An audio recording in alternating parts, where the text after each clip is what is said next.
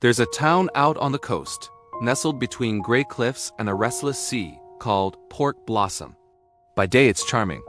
Quaint little houses with colorful gardens, a friendly market square, a lighthouse that stands like a lonely sentinel. The tourists love it. They take pictures, buy souvenirs, and eat fresh seafood at the local diner. But the locals, they know the truth. They never speak of it to outsiders, but you can see it in their eyes, a quiet, constant fear. Because when the sun dips below the horizon and the last ray of light vanishes, Port Blossom disappears.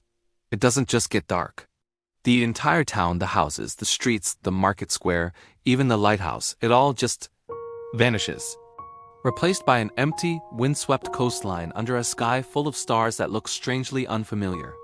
For the people who live there, the night is a terrifying void.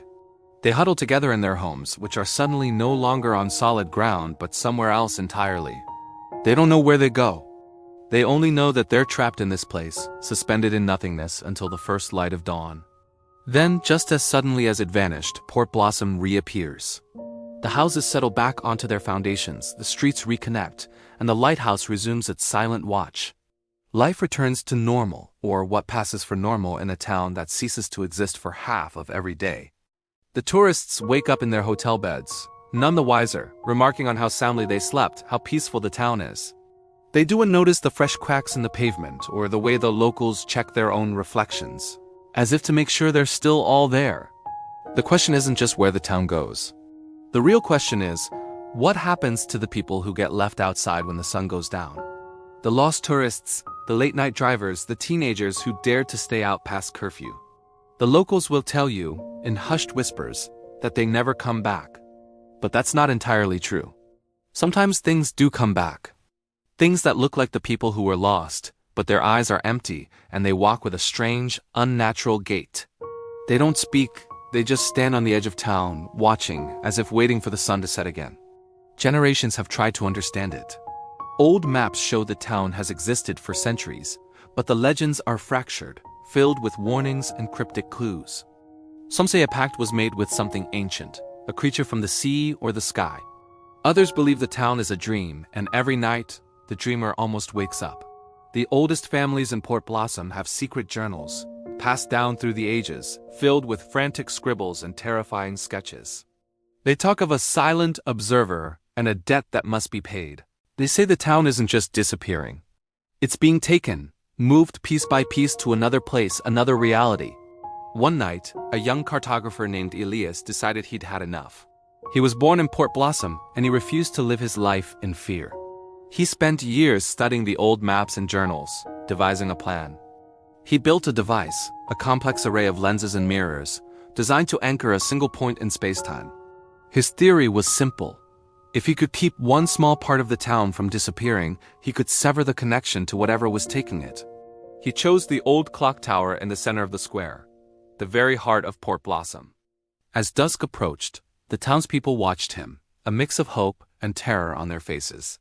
The sky turned from orange to purple. Elias activated his device. A low hum filled the air, and a beam of faint light shot from his machine to the base of the clock tower. The final ray of sunlight disappeared over the ocean, and for a moment, nothing happened.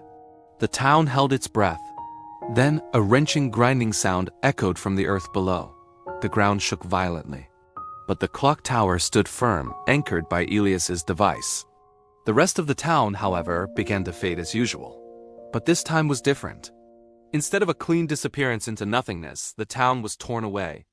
Houses ripped from their foundations, streets twisted into impossible shapes.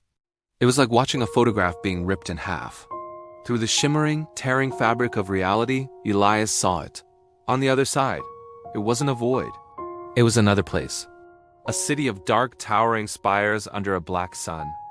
And it was a mirror image of Port Blossom, a twisted, nightmarish version. And the inhabitants, they were the lost ones, their forms elongated, their faces pale masks of sorrow. They were reaching out, not in menace, but in desperation. The clock tower shuddered, the only piece of Port Blossom left on the normal coastline. The anchor was holding, but the strain was immense.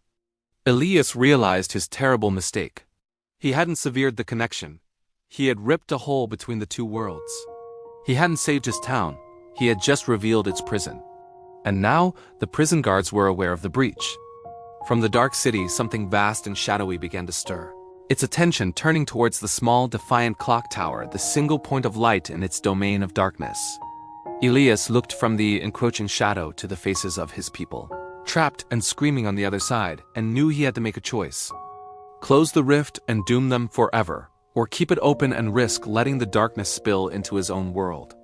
The clock on the tower began to chime midnight, and Elias, he is still there, holding the worlds apart, deciding the fate of two cities. The question is, which one is the real Port Blossom?